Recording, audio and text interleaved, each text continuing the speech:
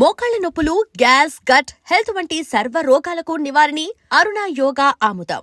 Method acting అవి మీకు method acting లేదు నాలో, instinctive. I'm not a method actors. కానీ ఒక్కసారి నా క్యారెక్టర్ చెప్తే ఆ క్యారెక్టర్ నాలో వచ్చేస్తుంది. నేను దానికోసం ఒక 5-6 రోజులు ట్రై చేయనక్కర్లేదు. Just 1 or 2 hours. That's all I need. In fact నాకు ఎవరైనా క్యారెక్టర్ చెప్పినప్పుడు నాకు నచ్చినప్పుడు I already imagine how I'm going to do it. I don't have to think about it. అది వచ్చేస్తుంది నాకు. బట్ అన్ఫార్చునేట్లీ మనకు అన్ని అవకాశాలు రావు. ఇప్పుడు ఆ మాటకు వస్తే దేవరాలో నేను చేసింది ఉంది చూసారా, అది నాకు జోగులమ్మ. నేను ఆ టైంలో డెఫినెట్గా నేను డైరెక్టర్తో చాలా ఇంప్రెస్ అయ్యాను. కారణం ఏంటంటే వాళ్ళు దానికి ముందు మంత్రసాని అని ఏదో పేరు పెట్టారు. అది విన్నప్పుడంతా నాకు కోపం వచ్చేది. మంత్రసాని అంటే మన తెలుగు భాషలో మిడ్ వైఫ్ అంటే పురుళ్ళు పోసే ఆమె కదా, మన చిన్నోళ్ళల్లో విలేజెస్లో ఆమె ఉండేది. నన్ను ఏమిటిది ఆ క్యారెక్టర్ కాదు కదా, వీడేదో దైవ సమానం అట్లా అట్లా అంటున్నారు కదా, వాడికి అన్నీ తెలుసు, జరగబోయేది ఏమిటో తెలుసు, అలా చెప్తున్నారు కదా అంటే నన్ను సరిగ్గా చెప్పండి. ఈ లోపల వాళ్ళు కింద నన్ను పైకి ఎక్కడ ఎక్కిచ్చేసేవాడు, అక్కడ కింద నుంచి నాకు షాట్లు ఉండేవి జనరల్గా.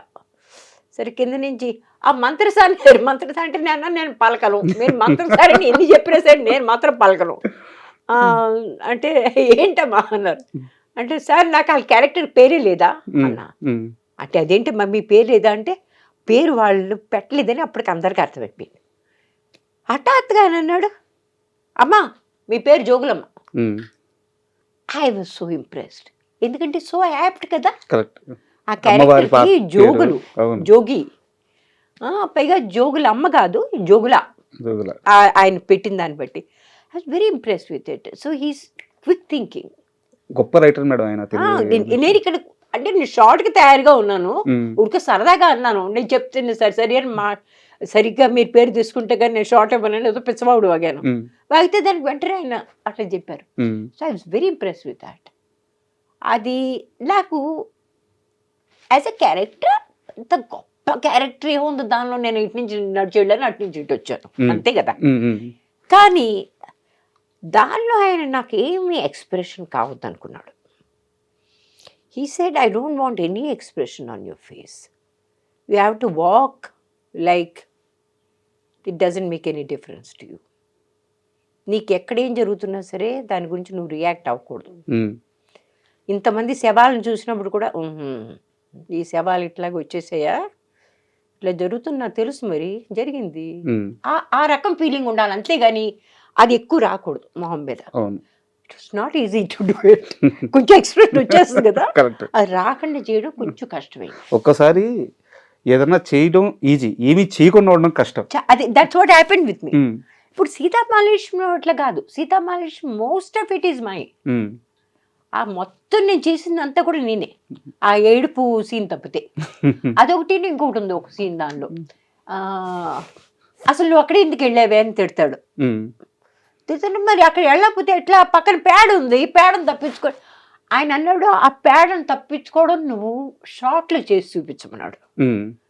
ఏదో అప్పుడే పేడను తప్పించుకుంటున్నట్టు, అది నాకు కుదరట్లేదు, ఆయన చేసి చూపించాడు. ఇట్లా చేయమన్నాడు, ఇట్లా తప్పని అట్లా నాను చేశాను. These are the only 2 things. అదవద్దు ఆ ట్రైన్ తొయ్యడాలు అవన్నీ నా సొంతవే, చెప్పులు వేసుకుని పిచ్చగా నడవడాలు అవన్నీ నేను సొంతగే. I just enjoy doing that character. అంటే మీ కెరీర్కి సంబంధించి ఇంకొన్ని క్వశ్చన్స్ ఉన్నాయి, అలాగే సీతామహాలక్ష్మికి సంబంధించిన కొన్ని క్వశ్చన్స్ ఉన్నాయి. అయితే వీటిలోకి వెళ్ళే ముందు యాక్చువల్గా నేను లాస్ట్లో అడదాం అనుకున్నాను, దేవర ప్రస్తావన వచ్చింది కాబట్టి ఒక ఇంపార్టెంట్ క్వశ్చన్ ఉంది మేడం, అందుకని ముందే అడిగేస్తున్నాను. చెప్పండి. ఈ మధ్యకాలంలో దేవర 2 ఉండదు అని అనుకుంటున్నారేమో, ఖచ్చితంగా ఉంటుందని ఏకంగా జూనియర్ ఎన్టీఆర్ గారు స్టేజ్ మీద ప్రకటించారు. అయినప్పటికీ కూడా దేవర 2 ఉండదు ఉండదు ఉండదు అని చెప్పి చాలామంది ఒక నెగిటివ్ క్యాంపెయిన్ చేసేస్తున్నారు. దేవర 2లో మీది చాలా ఇంపార్టెంట్ క్యారెక్టర్. దేవర 2 ఉండబోతుందా, ఉండట్లేదా, మీకు తెలిసి ఏమైనా క్లారిటీ ఉందా? నేను అనుకోవడం వాళ్ళు తీయదలుచుకున్నారండి, కాకపోతే వాళ్ళు కొన్ని ఫిజికల్ ప్రాబ్లమ్స్ ఉన్నాయి. జూనియర్ ఎన్టీఆర్ గారు తయారుగా ఉండాలి, ఆయన ఆ క్యారెక్టర్ రకంగా మళ్ళీ తయారవ్వాలి. ఇట్లాంటి కొన్ని ఫిజికల్ ప్రాబ్లమ్స్ ఉన్నాయి వాళ్ళకి. But they seem to be ready with the story, they seem to be ready with anything. And I'm actually waiting for it. ఎందుకంటే వాళ్ళు నా క్యారెక్టర్కి క్లారిటీ ఆ సినిమాలో ఇస్తామని చెప్పారు. I'm hoping.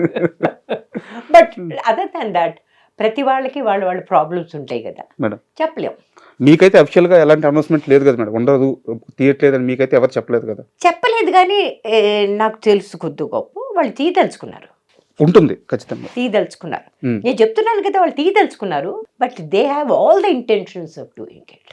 అండ్ సీతామహాలక్ష్మి విషయానికి వస్తే మేడం, కాట్రగడ్డ మురారి గారు అంటే మేము ఆయన సినిమాలు థియేటర్కి వెళ్ళి చూడకపోవచ్చు, టీవీలో చూసిన వయసు మాది. కానీ మా పెద్దవాళ్ళు కాట్రగడ్డ మురారి అంటే ఎంత స్ట్రిక్ట్గా ఉంటారు సినిమాల విషయంలో, పాటల విషయంలో ముఖ్యంగా ఎంత ఫోకస్డ్గా ఉంటారు. అండ్ ఈ మధ్యకాలంలో ఒక యాక్టర్ని ఇంటర్వ్యూ చేస్తున్నప్పుడు వారు చెప్పిన మాట ఏంటంటే, సినిమా ఇండస్ట్రీలో షూటింగ్ అంటే సెట్లో కాట్రగడ్డ మురారి గారి సెట్లో మాత్రమే ఆ సైలెన్స్ ఉంటుంది, ఆ క్రమశిక్షణ ఉంటుంది అని చెప్పి ఆయన గురించి నేను ఇప్పుడు వరకు విన్నంత వరకు గొప్పగానే విన్నా కాట్రగడ్డ మురారి గారి గురించి.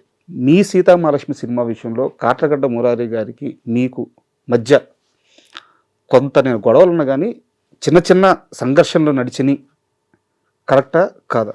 చిన్న చిన్నవి కాదండి, చాలా సంఘర్షణలు ఉన్నాయి. చాలా ఉన్నాయా? చాలా ఉన్నాయి. ఏ రకంగా అంటే ఆ సినిమాకి నేనే కావాలని అనుకున్నాడు. సరే ఫోన్ వచ్చింది, ఫోటోలు పంపించమన్నారు, నేను ఫోటోలు పంపించాను. అలాగే మీరే చేద్దాం అన్నారు. ఇక్కడికి వచ్చినప్పుడు వచ్చి ఒకసారి విశ్వనాథ్ గారిని కలుసుకోమన్నారు.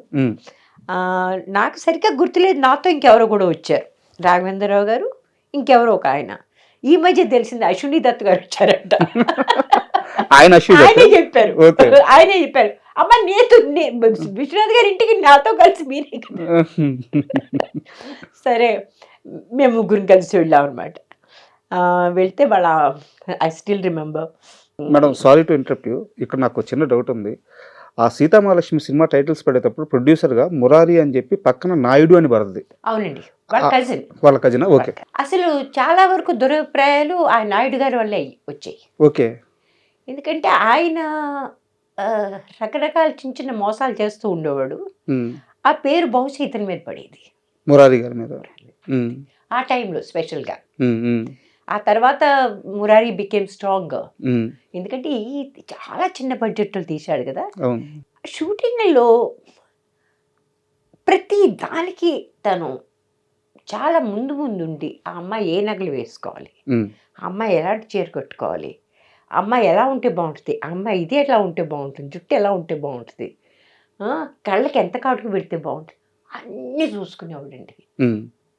బట్ అనవసరంగా టెంపర్ లూజ్ చేసుకోవడం, కొంచెం తనతో స్టేటస్లో తక్కువ ఉన్న వాళ్ళతో కొంచెం దురుసుగా ప్రవర్తించడం నాకు నచ్చేది కాదు. అది ఒకరోజు ఎవరినో సరిగ్గా చీర తప్పు తీసుకొచ్చాడనో లేకపోతే తయారు చేయలేదనో, అక్కడ కొండ మీద మేము షూట్ చేస్తున్నాం, ఆల్మోస్ట్ ఊహించాడు అతన్ని.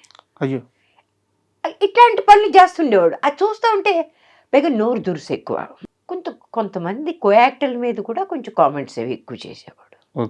But that's his nature. As a producer తనంత కమిటెడ్ ప్రొడ్యూసర్ ఇంకొకళ్ళు లేడు.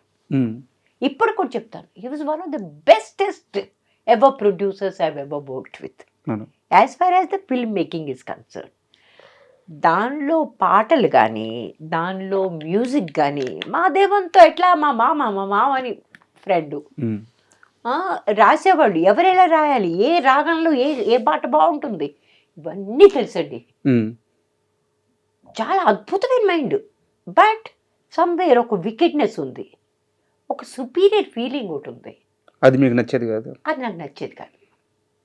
నేను అంటాను, మనల్ని బాగా ఇరిటేట్ చేసేంత తెలివి తక్కువగా ఎవరైనా చేస్తే వాళ్ళు మాట అంట ఏంటయ్యా అర్థం లేకుండా, అంతేగాని వాళ్ళు కొట్టడాలు తిట్టడాలు అనవసరం కదా.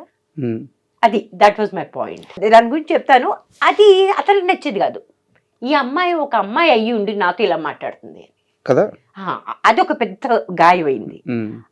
అవుతూ ఫైనల్ గాయమైందంటే అతను నేను తెలుగు మాట్లాడలేను అన్నారు. ఎందుకంటే కొంచెం ఇంగ్లీష్ ఎక్కువ మాట్లాడేదాన్ని. నేను క్యారెక్టర్ చేయగలిగినప్పుడు తెలుగును మాట్లాడలేను. అంతే కదా. తెలుగు ఆ రకంగా విలేజ్గా ఎందుకు మాట్లాడలేదు? దానికి జంధ్యాల గారి కారణం నా తర్వాత తెలిసింది. జంధ్యాల గారు మరీ బ్రాహ్మణికం, మా అమ్మాయి మరీ బ్రాహ్మణులా మాట్లాడుద్ది, ఆ అమ్మాయితో మాట్లాడొచ్చు, మనం డబ్బింగ్ చెప్పిద్దాం అన్నట్ట. ఓకే. ఒప్పేసుకున్నాడు. నేను నా ఖర్చులతో బొంబాయి నుంచి ఇక్కడికి వచ్చాను. ఇక్కడ కాదు, సారీ, మద్రాసు వచ్చాను. చెన్నై. వస్తే వాడు చేయడం నన్ను. విశ్వనాథ్ గారు, అమ్మా వదిలేయమ్మా, తెక్కాడు, ఎందుకు వాడుతూ వదిలే, ఏమవ్వదు, దీనివల్ల నీకేమీ చెడు రాదు, వదిలే. ఆయన విసిగెత్తిపోయాడు అనమాట. అప్పటికే he was feeling so bad for me.